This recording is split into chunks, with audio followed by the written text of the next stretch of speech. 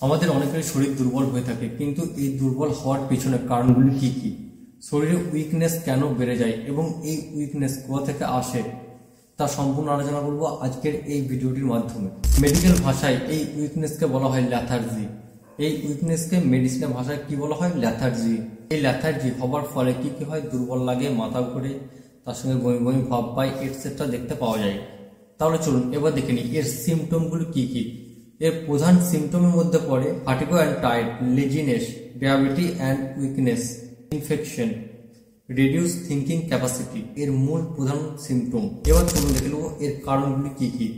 এর কারণের মধ্যে সর্বপ্রথম যে কারণটি আসে তা হলো ডিক্রিজ ইমিউনিটি। আমাদের শরীরে যখন ইমিউনিটির পরিমাণ কমতে থাকে তখন কিন্তু আমাদের দুর্বলতার দিকে এগিয়ে নিয়ে যায়। সেই সময় আমাদের শরীর অতিরিক্ত দুর্বল লাগে এবং আমরা কোনো জিনিসকে ঠিক একরকম ভাবে বুঝতে পারি না, আমাদের সেটা বুঝতে অনেক সময় আলোচনা লাগে। এটি কিন্তু সম্পূর্ণ এর ক্ষেত্রে হয়ে থাকে। যদি কোনো রোগ থেকে আপনি দীর্ঘদিন পর রিকভারি পান, সুস্থ হয়ে ওঠেন, সেই ক্ষেত্রেও কিন্তু আপনার শরীর চরম দুর্বল হতে পারে অথবা আপনার অলসতা লাগতে পারে। Nutritional deficiency. নিউট্রিশনাল ডিফিসিয়েন্সি হলে কি হয়? আমাদের শরীরে যে সমস্ত খাবারের প্রয়োজন ছিল সেই সমস্ত খাবারগুলো কিন্তু আমরা অসুস্থ অবস্থায় খেতে পারি না বা ওই সমস্ত জিনিস কিন্তু পাই না, যার ফলে আমাদের শরীর আগের থেকে পুনরায় দ্বিগুণ উইক হয়ে যায়। আর একটা হচ্ছে মেডিসিন সাইড ইফেক্ট।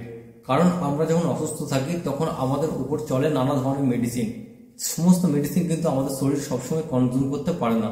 এমন কিছু মেডিসিন আছে যেগুলি আমাদের শরীর অনায়াসে কনজিউম করে, আর এমন কিছু মেডিসিন আছে যে মেডিসিনগুলি আমাদের শরীর চট করে ধরে রাখতে পারে না, পরে সেগুলি হালকা সাইড ইফেক্ট দেখা দেয়।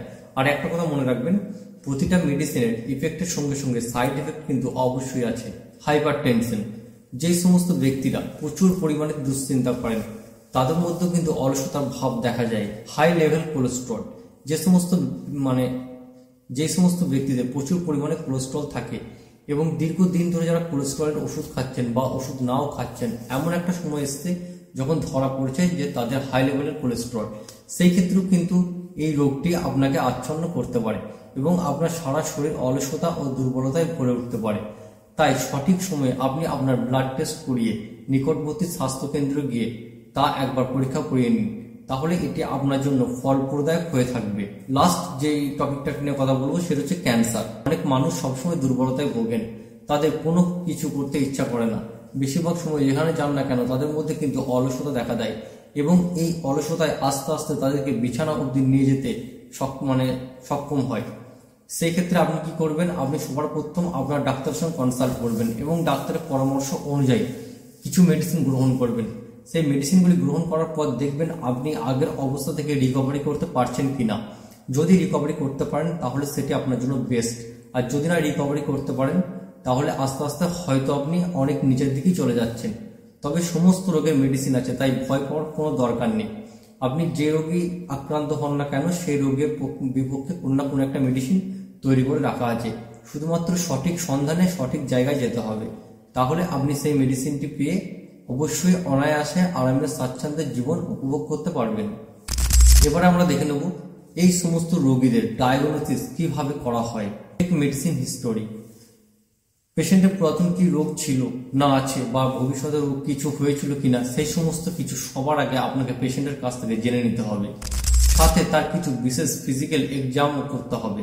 যে ফিজিক্যাল এক্সামিনেশনগুলো এতটাই প্রয়োজন, সেগুলি না দেখে আপনি পেশেন্টকে সঠিকভাবে তার ট্রিটমেন্ট করতে পারবেন না। এবং এর সাথে কিছু ব্লাড টেস্টও করতে দেওয়া হয়, আর তার সঙ্গে পরিমাপ করা হয় ব্লাড সুগার। পেশেন্টের শরীরে বর্তমানে সুগারের অবস্থা কেমন। এবার আমরা চলে যাই ট্রিটমেন্টের দিকে। কোন ট্রিটমেন্ট করলে এই পেশেন্টগুলি আগের থেকে পুনরায় ভালো অবস্থায় ফিরে আসবে, সেই সমস্ত ট্রিটমেন্টগুলি জানবো আজকের এই ভিডিওর মাধ্যমে।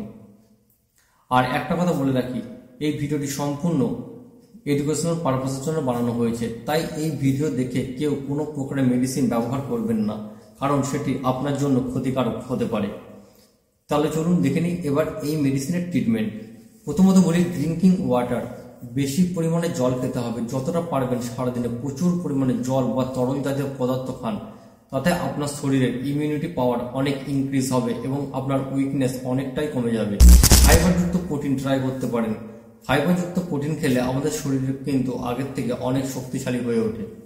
আর নিয়মিত আপনাকে যোগ ব্যায়াম করতে হবে। সেটা আপনি স্বাচ্ছন্দ্যে হোক বা অপছন্দে হোক, যোগব্যায়ামের তালিকার মধ্যে নিজেকে কিন্তু অবশ্যই রাখতে হবে, না হলে আপনি এই রোগ থেকে চট করে মুক্তি পাবেন না।